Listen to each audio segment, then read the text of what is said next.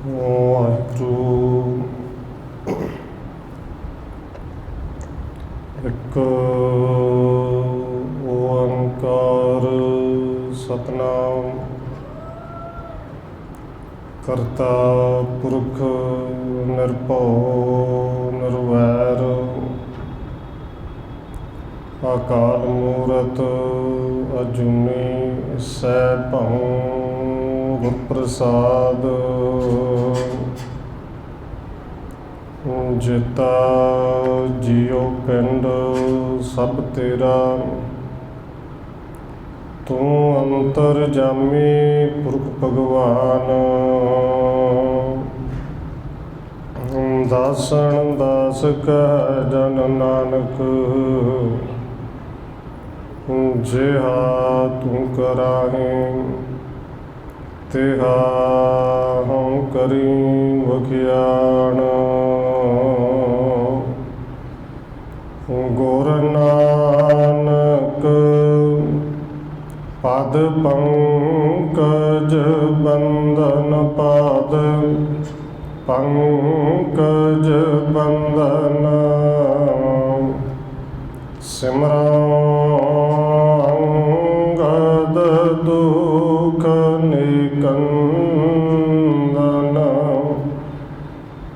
ਗੁਰ ਅਮਰਦਾਸ ਹਿਰਦੈ ਨਿਤ ਧਿਆਉ, ਹਿਰਦੈ ਨਿਤ ਧਿਆਉ।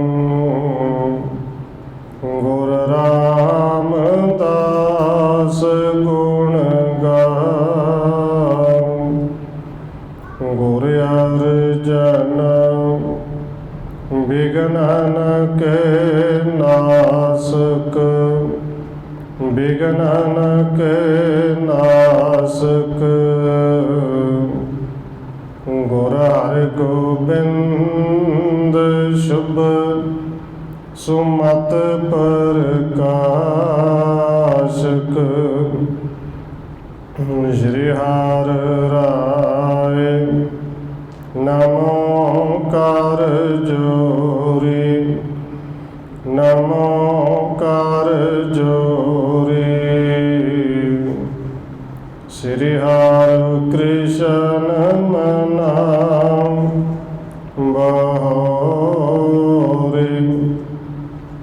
ਗੁਰੂ ਤੇਗ ਬਹਾਦਰ ਪਰਮ ਕਿਰਪਾਲਾ ਜੀ, ਪਰਮ ਕਿਰਪਾਲਾ। ਗੁਰੂ ਗੋਬਿੰਦ ਸਿੰਘ ਬਿਸਾਲਾ, ਤਰੁ ਤਾਰਾ ਪਰ ਪੁਨ ਪੁਨ ਸੀਸਾ ਜੀ, ਪੁਨ ਪੁਨ ਸੀਸਾ। ਬੰਦੋ ਬਾਰ ਬਾਰ ਜਗਦੀਸ਼ਾ, ਤਰੁ ਤਾਰਾ ਪਰ ਪੁਨ ਪੁਨ ਸੀਸਾ ਜੀ, ਪੁਨ ਪੁਨ ਸੀਸਾ। ਬੰਦੋ ਬਾਰ ਬਾਰ ਜਗਦੀਸ਼ਾ। ਜਿਸ ਮੈਂ ਅੰਮ੍ਰਿਤ ਗਿਆਨ ਹੈ, ਮਾਣਕ ਭਗਤ ਬੈਰਾਗ। ਸ਼੍ਰੀ ਗੁਰੂ ਗ੍ਰੰਥ ਸਾਹਿਬ ਉਦਦ, ਬੰਦੋਂ ਕਰ ਅਨੁਰਾਗ। ਏਕ ਓੰਕਾਰਾ ਸਤਿਗੁਰੂ ਜੇ ਪ੍ਰਸਾਦ ਸਚ ਹੋਏ। ਵਾਹਿਗੁਰੂ ਜੀ ਕੀ ਫਤਿਹ ਹੈ, ਬਿਘਨ ਬਿਨਾਸਨ ਸੋਏ। ਏਕ ਓੰਕਾਰਾ ਸਤਿਗੁਰੂ ਜੇ ਪ੍ਰਸਾਦ ਸਚ ਹੋਏ। ਵਾਹਿਗੁਰੂ ਜੀ ਕੀ ਫਤਿਹ ਹੈ, बिघन विनाशन सोए। वाहिगुरु जी सबके कथा कहाँ लग कहें, सुनिए एक मुन के जिम है पोए ते त्रै कोस। एक मंकण मुन हुतो अदोष।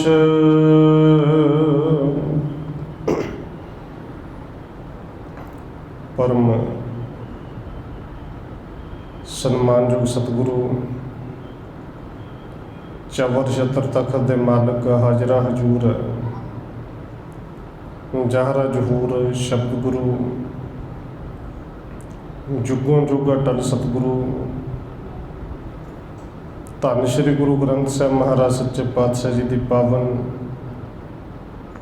पवित्र हजूरी अंदर जुड़ बैठे सतसंगी जनों, आप जी वड्डे भागां वाले हो जो सत्कारयोग धन माता राजकौर जी के पावन स्थान गुरुद्वारा मंजी साहब विखे शामां दे दीवाना दियां हाजरियां भर रहे हो। और रोजाना की तरह धन गुरु अमरदास महाराज सच्चे पातशाह जी की चल रही लड़ीवार इतिहास कथा के नाल अगलेरी सांझ पाउण तो पहला असीस बख्शिश करो जी। रसना नूं करो पवित्र, जितने भी जुड़ बैठे हो लवाओ हाजरी आखो जी। वाहिगुरू जी का खालसा, वाहिगुरू जी की फतेह। सबके कथा कहाँ लग कहें, सुनिया एक मुन की जिम है। कविराज कवि संतोख सिंह जी अगे लिख रहे हैं कि जिवें कल पिछले प्रकरणों के आप जी ने सरवण किया सी, धन गुरु अमरदास महाराज जी सिखां दे नाल पेवे पहुँचे ने। और इत्थे पेवे कई मानते सन कि बड़े पवित्र स्थान ने जिन्होंने तीर्थ स्थान कहा जाता है। इस तरह सिख पेवे दे विच ने और सिख जिहड़ी भी थां ते जांदे ने पुछदे ने सतगुरु जी इत्थों का इतिहास की है, जां इत्थों का जो इतिहास है वो की है। और धन गुरु अमरदास सच्चे पातशाह जी उत्थे कृपा करके समझाते हैं, ऋषि मुनि तो बड़े आए पर सारिਆਂ की गल तो कितों तक कही जा सकती है। एक ऋषि की मुनि की तुहानूं मैं कथा सुनाऊंगा। और कल भी बेनती की सी, उन्हें तप बड़ा किया पर धन गुरु अमरदास महाराज जी इस शरीर करके किए हुए तप के हक विच नहीं, क्योंकि धन गुरु अमरदास जी ने अपने जीवन में 20-21 साल लगातार गंगा ते जाके सारा कुछ करके वेख लिया सी। और फिर धन गुरु अमरदास जी ने बाणी दे विच पावन बचन कहे हैं कि काया साधै उर्द तप करै विचों हुमे ना जाए। इहदे नाल शरीर नूं ते साधया जा सकदा, साधदे ने लोग, पर कल्ले शरीर की साधना नहीं काम आउणी, काम ते अंदर की साधना, अंदरों हुमे ते फिर नहीं जाती। पर जो उत्थों की मनौत से जो लोग मनते सन, हुण धन गुरु अमरदास सच्चे पातशाह जी वो सुना रहे हैं कि इत्थे किवें होया, मुनि किहड़ा होया। ऐ पोए ते त्रै कोस, एक मंकण मुन हुतो अदोस। धन गुरु अमरदास जी कहते हैं भाई सिख तो पेवे तो 3 कोह की दूरी तक मुनि होया जिनका नाम मुंकण मुनि है। इस मंकण मुनि ने इत्थे रज के तपस्या की। महाबिकम तप काल्यो ताहू, तीर सरस्वती केर प्रवाहू। इस मंकण ऋषि ने इत्थे बड़ा तप कर लिया, तन नूं बड़ा दुख दिता। इस सरस्वती नदी के कंढे ते रहिंदा सी, कदे इस तेज प्रवाह दे विच बैठ जांदा सी, कदे कंधे ते बैठा रहिंदा सी। सुधा त्रिखा सह कठन कराला, बरखा सीत उसन तन झाला। रहिंदा पानी के कंढे ते सी पर पानी पींदा नहीं सी। भुखा प्यासा रह रह के तप करता है। और 1 साल नहीं 2 साल नहीं कई साल उन्हें तप किया कि ਇਹਦੀ जवानी तो शुरू किया बुढ़ेपे तक करते रहा। तो इनके समय के विच बरखा सीत उसन तन झल्ला अनेक ही बरसात झलियाँ अपने शरीर से, और जिहड़ी गर्मी है धुप है अपने पिंडे के उत्ते हंडाई, कई ठंडा जड़ियाँ ने शरीर के उत्ते हंडा लिया। कपड़े तन ते बिल्कुल थोड़े पाउंदा सी, कला लंगोट बनता सी। बहुत बरख ऐसो तप साधेओ सर्वोत्तम पद लैन आराधेओ।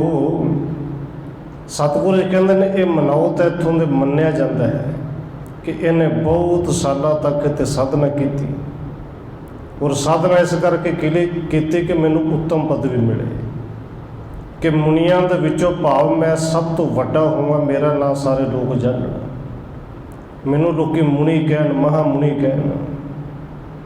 एक दिवस किम अंकुर चीरा रुद्र नहीं निकस्यो तिस पीरा। इस तरह जो कई साल तप करदे हुए बीत गए, तपस्या करदे निकल गए। कहते अचानक एक दिन उंगली नूं किसी तरह चीरा आ गया, उंगली अद्धी वड्डी गई। जिहड़ी चीरे की पूरी उंगली चीर बड़ा पिया पर उनके विचों खून नहीं निकलिया, ना तो खून निकलिया और ना ही इस मुनि नूं किसी तरह की कोई पीड़ हुई। तो जदों इन्हें देखा कि खून की थां ते निकलिया तो है कुछ होर निकलिया। हरित पत्तर के रस तस निकसा तिसको देख मुनि बहु बिकसा। कि खून नहीं निकलिया, खून की थां ते जिवें हरे पत्ते का रस निकलता है ना, इवें का कोई रस निकलिया। जिन्हों वेख के ये ऋषि बड़ा खुश हो गया। इन्हें अपनी प्राप्ति समझ ली कि शायद हुण शरीर दे विच खून की थां ते ये रस भर गया हरे रंग का भावें, कि शायद ये मेरी प्राप्ति यही है। ऐसो तप मैं तप्यो विसाला जिस ते तन मैं रुद्र न चाला। वो इस करके सोच के खुश होया, अंदर एक होमे भी आ गई कि मैं इन्ना तप किया, मेरा किया होया तप शायद सफल हो गया है, कि जिस करके मेरे अंदरों हुण खून भी चलना बंद हो गया है, पर फिर भी मैं शरीर दे विच शरीर फिर भी चलता है, क्योंकि शरीर खून तो बिना चल तो नहीं सकता। और बाबा कबीर जी ने बिल्कुल स्पष्ट शब्द कहे ने, ये उन्होंने मनौत गुरु साहिब जी सुना रहे हैं कि जो ब्राह्मण कहता से तू शूद्र है, तेनों तो हक ही नहीं, तू रब का नाम जपे। और बाबा कबीर जी कहते से जे सचमुच तू ब्राह्मण है तो मैं भी इस गल मनने लिए तैयार हाँ कि तू ब्राह्मण है, पर मैनू दस तो सही कि जे मेरे शरीर दे विच खून है तो तेरे शरीर दे विच किते लहू की थां ते दुध है। जे तो सचमुच तू उच्चा है, तू वड्डा है, तू ब्राह्मण है, मैं शूद्र हाँ, फिर तेरे शरीर में तो खून की थां ते दुध चलना चाहिए सी, क्योंकि तो रब की बनाई हुई बनतर है। खून तेरे अंदर है, खून मेरे अंदर है। रब का बनाया हुआ तू, रब का बनाया हुआ मैं। उत्थे बाबा कबीर जी तो पावन बचन ने कि हम कत लोहू तुम कत दूध। उत्थे कहते हैं साडे अंदर कदों लहू तो तेरे अंदर कदों दूध है। पूरे पावन बचन बड़े समझाए कि जे तू ब्राह्मण सचमुच हुंदा मैं मन लेना सी, फिर जेड़े रस्ते थनी संसार ते मैं आया, रस्ता ते पैदाइश का तेरा भी हुई है। तेनों तो रब नूं किसी होर रस्ते ते भेजना सी, पर उन्होंने कहानियां इवें दियां बना भी लईआं कि कोई कन्न दे विचों कन्न दी मैल तो पैदा हो गया, कोई हवा तो पैदा हो गया। पर बाबा कबीर जी ने उत्थे समझाया भी इस तरह हुंदा नहीं। हुण इत्थे धन गुरु अमरदास जी कथा सुना रहे ने, पर नाल ही कहंदे ने भाई ये उन्हां दी मनौत है, वो मनदे ने कि वो ऋषि इवें दा सी कि उनके अंदरों लहू खत्म हो गया, कोई तरल पदार्थ हरे रंग का रस भर गया उनके बड़े हंकार दे विच कि मेरा तप पूरा हो गया, और खुश बड़ा हो गया। जता हरत दल को रस होए तथा शरीर बिकै मम जोए। वो वेख वेख के इन्ना खुश होया कि जिवें हरे पत्ते का रस हुंदा है, ਮੇਰੇ ਸਰੀਰ ਵਿੱਚ ਇਸ ਤਰ੍ਹਾਂ ਦਾ ਰਸ ਭਰ ਗਿਆ, ਸ਼ਾਇਦ ਇਹ ਬੰਦਗੀ ਦਾ ਰਸ ਹੈ। ਏਮ ਮਨ ਜਾਨ ਅਧਿਕ ਉਤਸਾਹ, ਭਇਓ ਧਨ ਮੈਂ ਅਸ ਤਪ ਮਹਾ। ਕਹਿੰਦੇ ਇਹ ਜਾਣ ਕੇ, ਇਹ ਸਮਝ ਕੇ, ਸੋਚ ਕੇ ਉਹ ਬੜਾ ਉਤਸ਼ਾਹ ਦੇ ਵਿੱਚ, ਬੜਾ ਖੁਸ਼ ਕਿ ਮੈਂ ਇੰਨਾ ਮਹਾਨ ਤਪ ਕੀਤਾ, ਮੈਂ ਧਨ ਹੋ ਗਿਆ।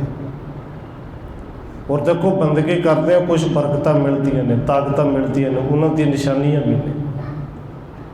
ਔਰ ਇਹ ਤਾਕਤਾਂ ਲੈ ਕੇ ਜੇ ਤੇ ਲੋਕਾਂ ਨੂੰ ਵਿਖਾਉਣ ਲੱਗ ਜੇ ਕਿ ਮੈਂ ਐਡਾ ਵੱਡਾ ਬਾਬਾ, ਮੇਰੇ ਇੰਨੇ ਡੇਰੇ, ਇੰਨੇ ਚੇਲੇ, ਤੇ ਫਿਰ ਬਾਬਾ ਕਬੀਰ ਜੀ ਕਹਿੰਦੇ ਨੇ ਉਹ ਉੱਥੇ ਫਸ ਕੇ ਰਹਿ ਜਾਂਦਾ ਹੈ। ਤੁਰਿਆ ਤੇ ਬੰਦਗੀ ਕਰਨ ਸੇ ਬਾਬਾ ਕਬੀਰ ਜੀ ਦਾ ਪਾਵਨ ਬਚਨ ਹੈ ਕਿ ਕਬੀਰ ਚਾਲੇ ਥੇ ਹਰ ਮਿਲਣ ਕੋ, ਬੀਚੇ ਅਟਕਿਓ ਚੀਤ। ਤੇ ਕੀਤਾ ਕੀ, ਸਿੱਖ ਸਾਖਾ ਬਹੁਤੇ ਕੀਏ, ਕੇਸੋਂ ਕੀਓ ਨਾ ਮੀਤ। ਜਿਹਨੂੰ ਮਿੱਤਰ ਬਣਾਉਣਾ ਸੀ, ਜਿੰਦੇ ਕਰਕੇ ਤੁਰਿਆ ਸੀ, ਉਹਦੇ ਨਾਲ ਤੇ ਮਿੱਤਰਤਾ ਛੱਡ ਦਿੱਤੀ। ਹੁਣ ਸਿੱਖ ਸਾਖਾ ਬਣਾ ਲਏ, ਚੇਲੇ ਬਣਾ ਲਏ, ਡੇਰੇ ਬਣਾ ਲਏ। ਇਹਦੇ ਅੰਦਰ ਇਹ ਮਾਣ ਵੀ ਹੈ, ਖੁਸ਼ੀ ਵੀ ਹੈ। ਇੰਨੀ ਖੁਸ਼ੀ ਕਿ ਇਹਦੇ ਸਰੀਰ ਦੇ ਵਿੱਚ ਸਮਾਉਂਦੀ ਨਹੀਂ। ਉੱਠ ਕਰ ਲੱਗਿਓ ਨਾਚ ਬੈਸੋ, ਪੂਜਾ ਉਸਾਰਤ ਉੱਚੇ ਹੋ। ਇੰਨਾ ਖੁਸ਼ ਕਿ ਉੱਠ ਕੇ ਨੱਚਣ ਲੱਗ ਪਿਆ। ਆਪਣੇ ਆਪ ਤੇ ਕੰਟਰੋਲ ਹੀ ਨਹੀਂ ਹੋਇਆ, ਬਾਹਾਂ ਉੱਚੀਆਂ ਕਰ ਕਰਕੇ ਨੱਚਦਾ ਹੈ। ਪਾਇਣ ਕੇ ਗਤ ਕਰ ਕਰ ਨਾਚੇ, ਆਨੰਦ ਬਿਲੰਦ ਵਿਖੇ ਮਨ ਮਾਚੇ।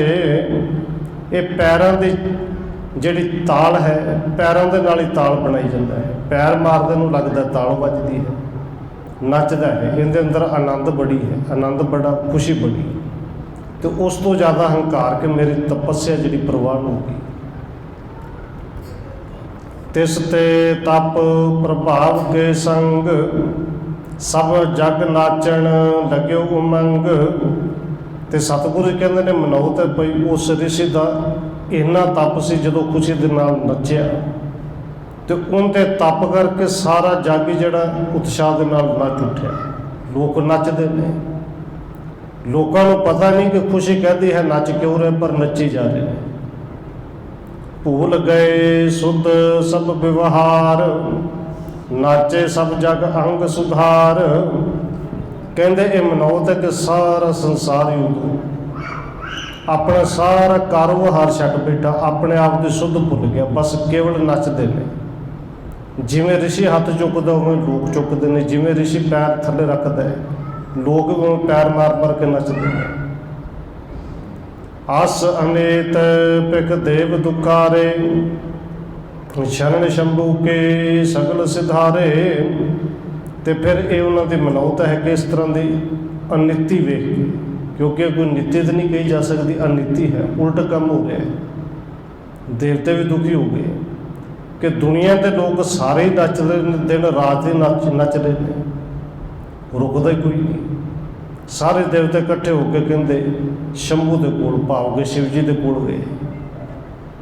ਸ਼ੰਕਰ ਕਰੋ ਕਿਰਪਾ ਪਿਖ ਜਗ ਕੋ, ਭੂਲ ਗਏ ਸੁਧ ਨਾਚਣ ਲੱਗ ਕੋ।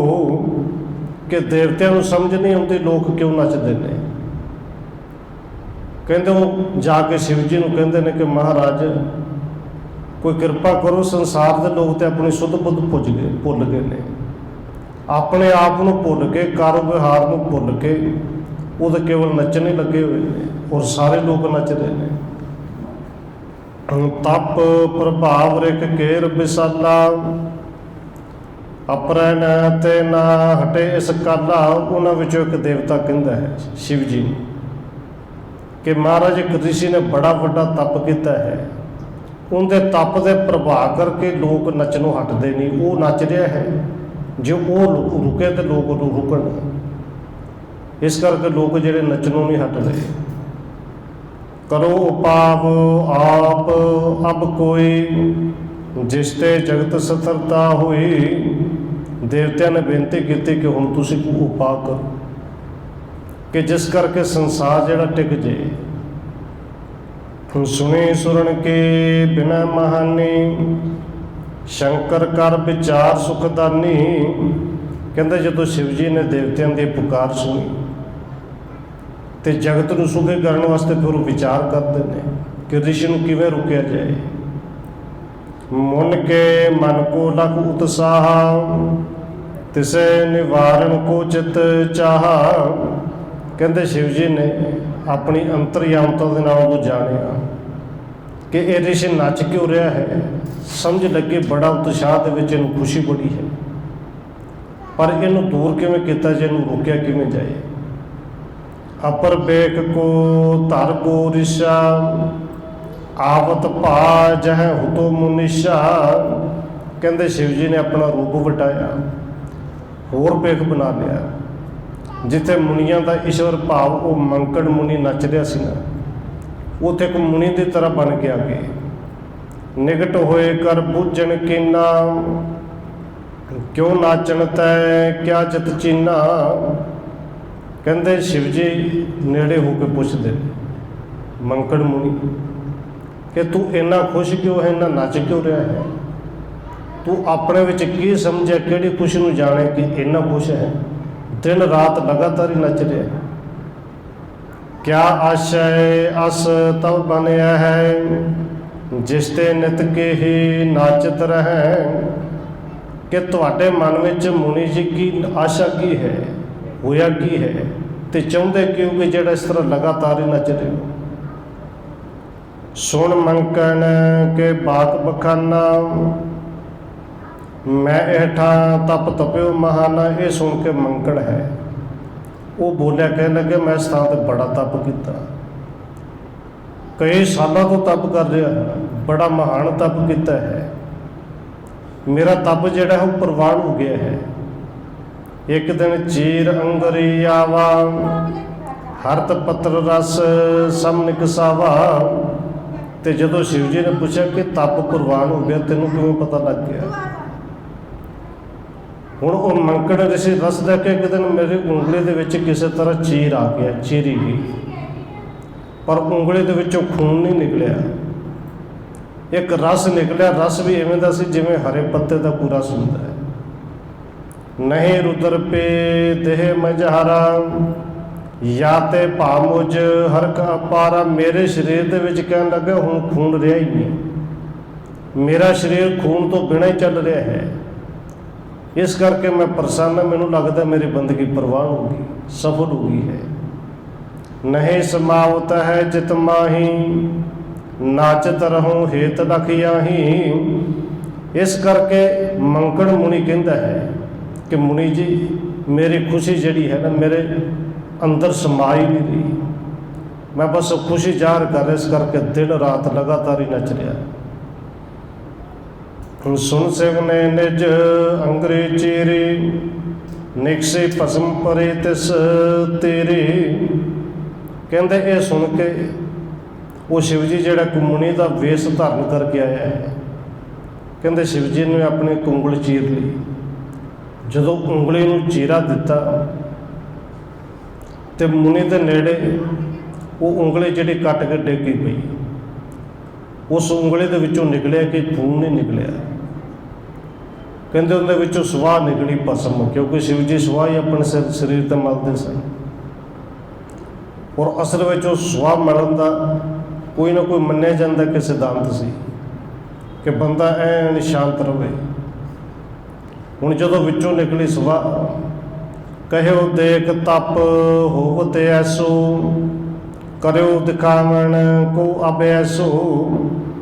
कहते शिव जी कहते ने मंकड़ मुनि जी तप देख इस तरह होंदे ने, तेरे शरीर विचों फिर भी कोई ना कोई तरल पदार्थ निकलिया ना, मेरे तो शरीर के विच सुवाह है, राख भरी पी है। ये देख इस तरह होंदे ने, तप इस तरह किए जाते हैं। अपर अंश कुछ रहे न तन मैं, पीवत भस्म रहो नित बन मैं। मेरे अंदर तो किसी भी तरह का तरल पदार्थ की कोई अंश ही नहीं रही। नित जंगल के रहना, सुवाह के रहना, सुवाही खाना पीना, सुवाही मरना, अंदर भी सुवाही है। बंदगी तेनू कहते ने। याते सब शरीर के माही, बिना भस्म श्रोणत कित नाही। इसलिए मेरे तो सारे शरीर के विच केवल भस्म ही भस्म है। भस्म तो बिना ना कोई खून, ना कोई पानी, ना कोई तरल पदार्थ। तो ना मुझे अस आनंद आवा, ਜਸ ਤੂੰ ਦੇਖ ਹਿਰਦੇ ਗਰਬਾਵਾ। ਤੇ शिव जी ਕਹਿੰਦੇ ਨੇ ਮੇਰੇ ਅੰਦਰ ਤੇ ਇਹ ਸਾਰਾ ਕੁਝ ਹੈ, ਪਰ ਇਹ ਵੇਖ ਕੇ ਮੈਂ ਤੇ ਨਾ ਹੰਕਾਰ ਵਿੱਚ ਨਹੀਂ ਆਇਆ, ਇੰਨਾ ਕੁਛ ਨਹੀਂ ਹੋਇਆ ਕਿ ਜਿੰਨਾ ਕੁਝ ਤੈਨੂੰ ਕੇਵਲ ਇਸ ਇੱਕ ਖੂਨ ਦਾ ਰੰਗ ਬਦਲਿਆ ਹੋਇਆ ਵੇਖ ਕੇ ਹੋਊਗੀ। ਤੂੰ ਤਾਂ ਘਮੰਡ ਕੀਤਾ ਹੈ। ਸੁਣੇ ਬਾਕਿਆਰ ਨੈਣ ਨਿਹਾਰਿਓ, ਮੁਣ ਮੰਕਣ ਚਿਤ ਚਾਉ ਨਿਵਾਰਿਓ। ਕਹਿੰਦੇ ਜਦੋਂ शिव जी ਦੇ ਇਹ ਬੋਲ ਉਸ ਮੰਕਣ ਮੁਨੀ ਨੇ ਸੁਣੇ ਤੇ ਫਿਰ ਅੱਖਾਂ ਨਾਲ ਭਰ ਕੇ ਦੇਖਿਆ।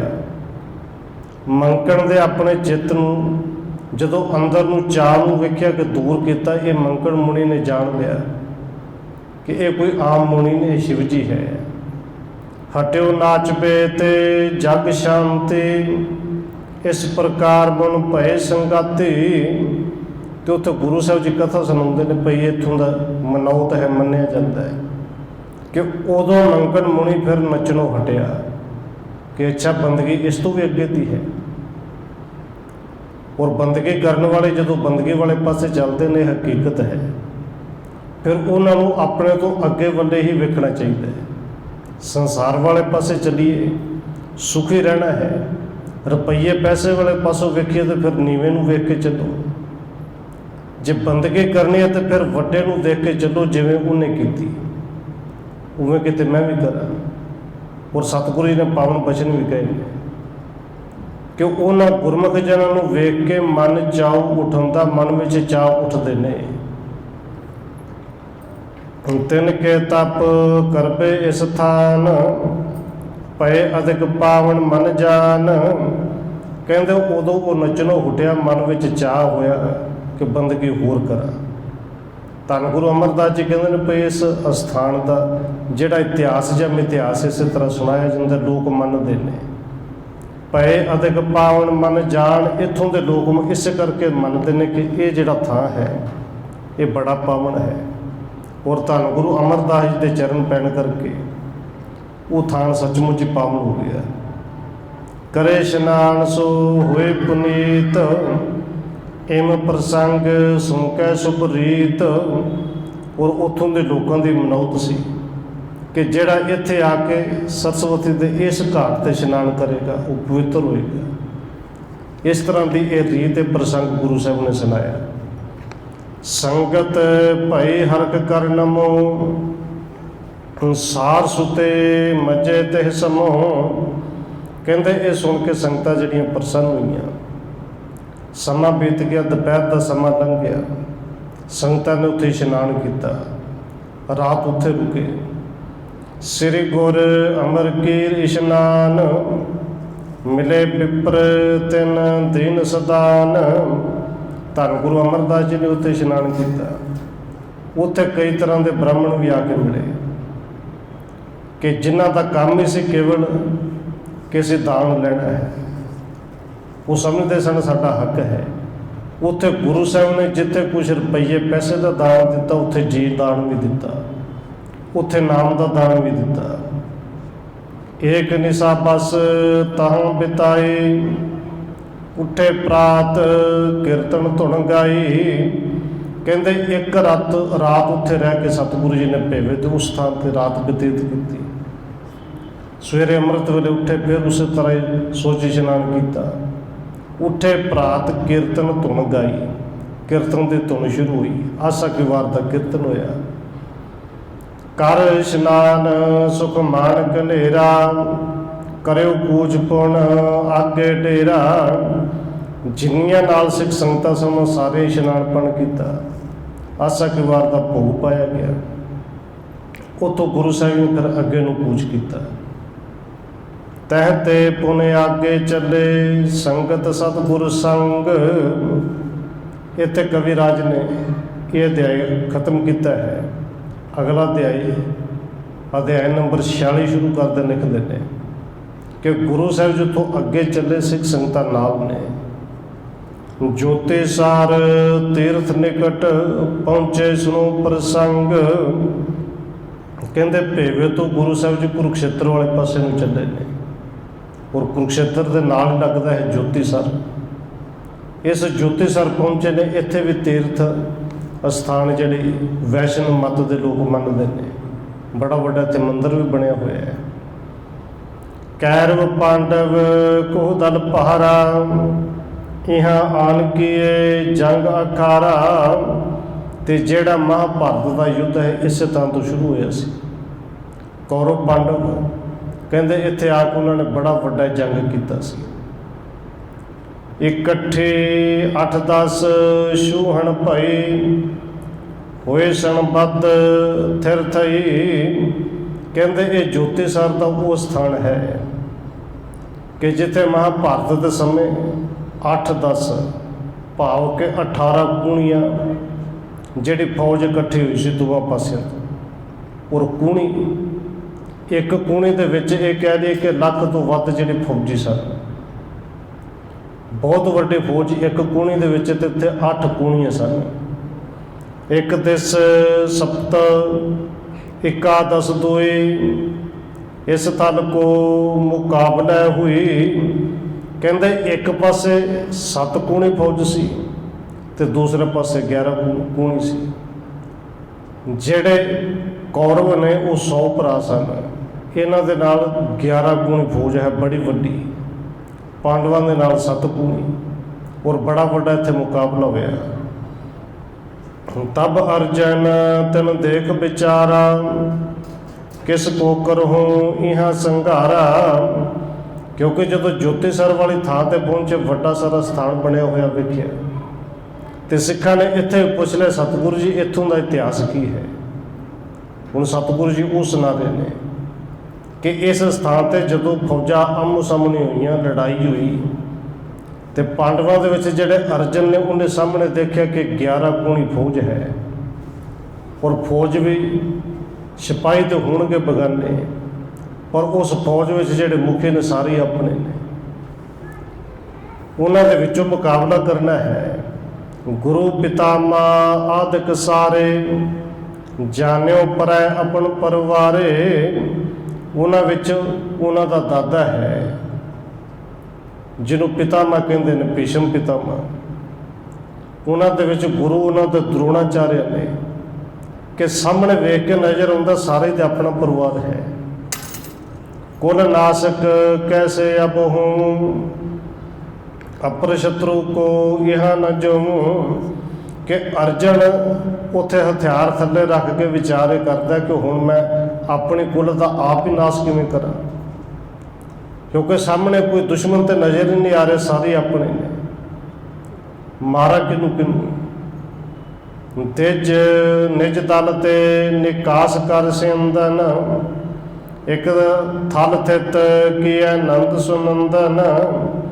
ਕਹਿੰਦੇ ਅਰਜਨ ਨੇ ਉਦੋਂ ਰੱਥ ਨੂੰ ਆਪਣੀਆਂ ਫੌਜਾਂ ਦੇ ਵਿੱਚੋਂ ਬਾਹਰ ਕੱਢ ਲਿਆ, ਆਪਣੇ ਪੁੱਤਰ ਨੂੰ ਕਹਿੰਦੇ ਇੱਕ ਪਾਸੇ ਕਰ ਲਿਆ, ਜਾ ਕੇ ਕ੍ਰਿਸ਼ਨ ਜੀ ਨੂੰ ਮਿਲਦੇ ਨੇ। ਕ੍ਰਿਸ਼ਨ ਜੀ ਉਹਨਾਂ ਦੇ ਸਾਰਥੀ ਸਨ, ਰੱਥ ਚਲਾਉਣ ਵਾਲੇ ਸਨ। ਸਿੱਧੇ ਸ਼ਬਦਾਂ ਵਿੱਚ ਕਹਿ ਲਈਏ ਕਿ ਕ੍ਰਿਸ਼ਨ ਜੀ ਅਰਜੁਨ ਜੀ ਦੇ ਡਰਾਈਵਰ ਬਣੇ ਸਨ। ਉਹਨੇ ਕਈ ਵਾਰੀ ਬੇਨਤੀ ਕੀਤੀ ਕਿ ਡਰਾਈਵਰ ਬਣਨਾ ਇਹ ਕੋਈ ਬੜੀ ਵੱਡੀ ਗੱਲ ਨਹੀਂ ਹੁੰਦੀ ਜੇ ਇਸ ਹਿਸਾਬ ਨਾਲ ਵੇਖੇ ਕੋਈ ਤਾਂ ਸਾਰਥੀ ਨੇ। ਪਰ ਜੇ ਧਰਮ ਦੀ ਦੁਨੀਆ ਦੇ ਹਿਸਾਬ ਨਾਲ ਦੇਖੀਏ ਕਿ ਅਰਜਨ ਦੇ ਰੱਥ ਦੇ ਅੱਗੇ 5 ਘੋੜੇ ਲੱਗਦੇ ਸਨ। ਔਰ ਅਰਜਨ ਨੇ ਕਹਿ ਦਿੱਤਾ ਸੀ ਕਿ ਕ੍ਰਿਸ਼ਨ ਮਹਾਰਾਜ ਜੀ ਨੂੰ ਕਿ ਇਹ ਜਿਹੜੇ ਨੇ ਮੇਰੇ ਵੱਸ ਦੇ ਨਹੀਂ, ਇਹਨਾਂ ਨੂੰ ਕੇਵਲ ਤੁਸੀਂ ਸੰਭਾਲ ਸਕਦੇ ਹੋ। ਔਰ ਇਹਦਾ ਭਾਵ ਅਰਥ ਕੱਢਿਆ ਜਾਂਦਾ ਸੀ ਕਿ ਇਸ ਮਨ ਦੇ ਵਿੱਚ ਵੀ 5 ਘੋੜੇ ਨੇ, ਇਹ ਕਾਮ, ਕ੍ਰੋਧ, ਲੋਭ, ਮੋਹ, ਹੰਕਾਰ। ਤੇ ਜੇ ਇਹ ਘੋੜੇ ਵੀ ਇਹਦੇ ਵਾਕ ਗੁਰੂ ਨੂੰ ਫੜਾ ਦਈਏ ਨਾ, ਤੇ ਫਿਰ ਉਹ ਰੱਥ ਕਦੇ ਗਲਤ ਪਾਸੇ ਜਾਂਦਾ ਹੀ ਨਹੀਂ। ਇਹਦੀ ਮਹਿਮਾ ਇਸ ਕਰਕੇ ਹੈ। ਹੁਣ ਕਹਿੰਦੇ ਜਦੋਂ ਕ੍ਰਿਸ਼ਨ ਜੀ ਨੇ ਦੇਖਿਆ ਤੇ ਜੰਗ ਯੁੱਧ ਛੱਡ ਕੇ ਇੱਕ ਪਾਸੇ ਆ ਕੇ ਬੈਠ ਗਿਆ ਹੈ। ਆਸ਼ੈ ਅਰਜਨ ਕੋ ਜਪ ਜਾਨਾ, ਕਰ ਉਪਦੇਸ਼ ਦਿਓ ਮਨ ਗਿਆਨਾ। ਕਹਿੰਦੇ ਉੱਥੇ ਕ੍ਰਿਸ਼ਨ ਜੀ ਨੇ ਅਰਜਨ ਦਾ ਆਸ਼ਾ ਸਮਝ ਕੇ ਕਿ ਇਹਨੂੰ ਲੱਗਦਾ ਸਾਰੇ ਮੇਰੇ ਨੇ, ਕਿਹਨੂੰ ਮਾਰਾਂ। ਉੱਥੇ ਸ਼੍ਰੀ ਕ੍ਰਿਸ਼ਨ ਜੀ ਨੇ ਫਿਰ ਉਪਦੇਸ਼ ਦਿੱਤਾ, ਔਰ ਉਸ ਉਪਦੇਸ਼ ਨੂੰ ਗੀਤਾ ਦਾ ਉਪਦੇਸ਼ ਕਿਹਾ ਜਾਂਦਾ ਹੈ ਕਿ ਗੀਤਾ ਦਾ ਉਪਦੇਸ਼ ਦਿੱਤਾ। ਤਨ ਸੰਬੰਧ ਕੋ ਮਿਥਿਆ ਜਾਨ, ਸਤ ਚੇਤਨ ਹੈ ਕਲਪ ਮਹਾਨ। ਕਹਿੰਦੇ ਕ੍ਰਿਸ਼ਨ ਜੀ ਨੇ ਗਿਆਨ ਦਿੱਤਾ ਕਿ ਇਹ ਜਿਹੜੇ ਤਨ ਨੇ, ਸਰੀਰ ਨੇ, ਝੂਠੇ ਨੇ, ਇਹਨਾਂ ਤੇ ਨਾਸ ਹੋਈ ਜਾਣਾ ਹੈ। ਤੇ ਜੇ ਤੂੰ ਇਹ ਵੇਖੇ ਕਿ ਸਾਹਮਣੇ ਮੇਰੇ ਨੇ ਕਿ ਆਪਣੇ ਨੇ, ਫਿਰ ਬਗਾਨਾ ਤੇ ਕੋਈ ਵੀ ਨਹੀਂ। ਰੱਬ ਤੇ ਸਾਰਿਆਂ ਦੇ ਵਿੱਚ ਹੀ ਹੈ। ਕਰਤਾ ਭੁਗਤਾ ਆਪ ਨਾ ਲਖੀਐ, ਮਤ ਕਰ ਨਿਜ ਸਰੂਪ ਕੋ ਭਿਖੀਐ। ਕਹਿੰਦੇ ਉੱਥੇ ਕ੍ਰਿਸ਼ਨ ਜੀ ਨੇ ਸਮਝਾਇਆ ਕਿ ਅਰਜਨ, ਕਰਨ ਵਾਲਾ ਤੇ ਭੋਗਣ ਵਾਲਾ ਆਪਣੇ ਆਪ ਨੂੰ ਨਾ ਸਮਝ, ਕਿਉਂਕਿ ਕਰਨ ਵਾਲਾ ਵੀ ਮੈਂ ਹਾਂ ਤੇ ਭੋਗਣ ਵਾਲਾ ਵੀ ਮੈਂ ਹਾਂ। ਤੇ ਕ੍ਰਿਸ਼ਨ ਜੀ ਆਪਣੇ ਆਪ ਨੂੰ ਭਗਵਾਨ ਕਹਿੰਦੇ ਨੇ ਨਾ। ਇਹ ਜੰਗ ਕਰਨ ਵਾਲਾ ਵੀ ਮੈਂ ਹਾਂ, ਕਰਾਉਣ ਵਾਲਾ ਵੀ ਮੈਂ ਹਾਂ। ਇੱਥੇ ਮਰਨ ਵਾਲਾ ਵੀ ਮੈਂ ਹਾਂ, ਮਾਰਨ ਵਾਲਾ ਵੀ ਮੈਂ ਹਾਂ। ਭਈ ਤੂੰ ਕਿਸੇ ਨੂੰ ਨਹੀਂ ਮਾਰਨਾ। ਇਤਿਆਦਿਕ ਗੀਤਾ ਮੈਂ ਕਹਿਓ, ਹਿਰਦੈ ਗਿਆਨ ਅਰਜਨ ਸੋ ਲਹਿਓ। ਕਹਿੰਦੇ ਇਤਿਆਦਿਕ ਇਹ ਸਾਰਾ ਕੁਝ ਗੀਤਾ ਦੇ ਵਿੱਚ ਕਿਹਾ ਗਿਆ, ਗੀਤਾ ਦਾ ਉਪਦੇਸ਼ ਦਿੱਤਾ। ਔਰ ਉੱਥੇ ਅਰਜਨ ਨੇ ਇਹ ਉਪਦੇਸ਼ ਫਿਰ ਸੁਣਿਆ ਵੀ ਔਰ ਮੰਨਿਆ ਵੀ। ਵਾਸੁਦੇਵ ਕਹਿ ਅਨਕ ਪ੍ਰਕਾਰਾ, ਕਰਵਾਇਸ ਪੱਡ ਜੰਗ ਅਖਾਰਾ। ਕਹਿੰਦੇ ਉਸ ਵਾਸੁਦੇਵ ਕ੍ਰਿਸ਼ਨ ਜੀ ਨੇ ਇਸ ਤਰ੍ਹਾਂ ਬਹੁਤ ਸਾਰਾ ਕੁਝ ਕਹਿ ਕੇ ਇਹ ਜੰਗ ਫਿਰ ਅਰਜਨ ਤੋਂ ਕਰਵਾਇਆ। ਉਹ ਜੰਗ ਫਿਰ ਅਰਜਨ ਨੇ ਕੀਤਾ। ਇਸ ਥਲ ਥਿਤ ਰਥ ਕ੍ਰਿਸ਼ਨ ਪੁਨੀਤਾ, ਅਰਜਨ ਸਾਤ ਕਹੇ ਸ਼ੁਭ ਗੀਤਾ। ਔਰ ਧੰਨ ਗੁਰੂ ਅਮਰਦਾਸ ਜੀ ਦੱਸਦੇ ਨੇ ਭਾਈ ਜੋਤੀ ਸਰ ਦਾ ਜਿਹੜਾ ਇਹ ਸਥਾਨ ਹੈ ਨਾ, ਇੱਥੇ ਮੰਨਿਆ ਜਾਂਦਾ ਕਿ ਕ੍ਰਿਸ਼ਨ ਜੀ ਦਾ ਰਥ ਇੱਥੇ ਖੜਾ ਹੋਇਆ ਸੀ। ਇਹ ਤੋਂ ਕ੍ਰਿਸ਼ਨ ਜੀ ਨੇ ਉਸ ਰਥ ਦੀਆਂ ਵਾਗਾਂ ਸੰਭਾਲੀਆਂ ਸਨ। ਮੈਂ ਤੇਰਾ ਸਾਰਥੀ, ਚੱਲ ਆ ਤੂੰ ਜੰਗ ਕਰ। ਯਾਤੇ ਪਾਵਨ ਇਹ ਸਥਾਨਾ, ਸੰਗਤ ਸਗਰੇ ਕਰ ਇਸ਼ਨਾਨਾ। ਇਸ ਕਰਕੇ ਸਤਿਗੁਰੂ ਕਹਿੰਦੇ ਨੇ ਇਹ ਉਹਨਾਂ ਦੀ ਮਨੌਤ ਹੈ। ਉਹ ਲੋਕ ਇਸ ਸਥਾਨ ਨੂੰ ਪਾਵਨ ਮੰਨਦੇ ਨੇ। ਉੱਥੇ ਜਲ ਵੀ ਹੈ।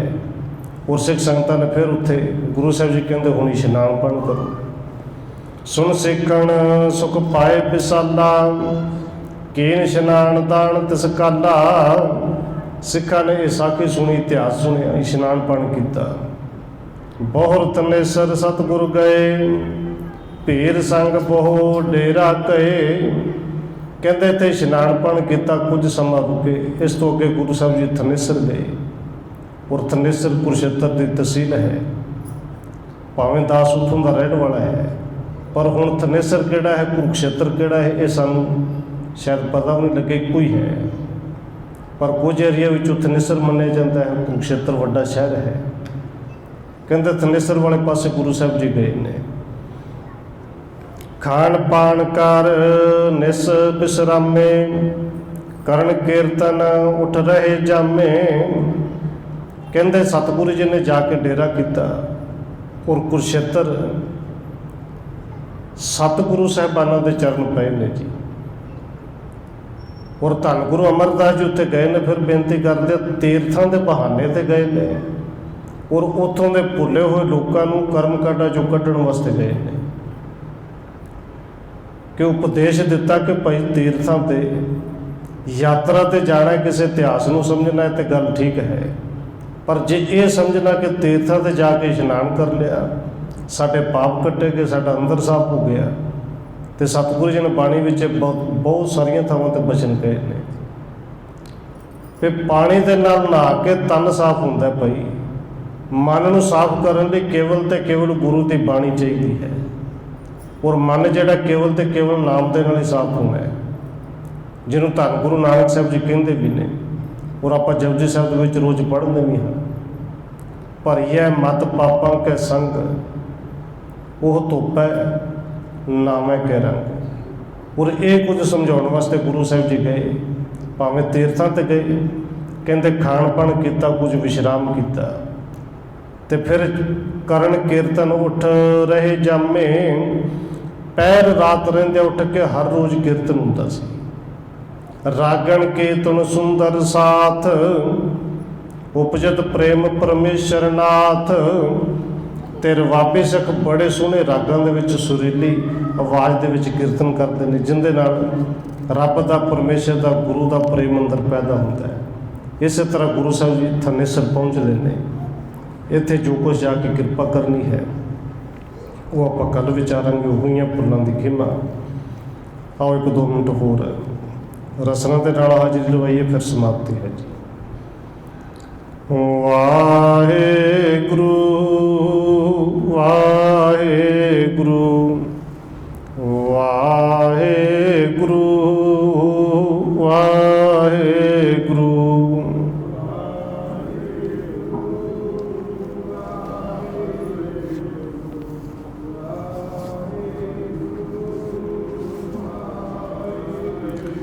ਵਾਹਿਗੁਰੂ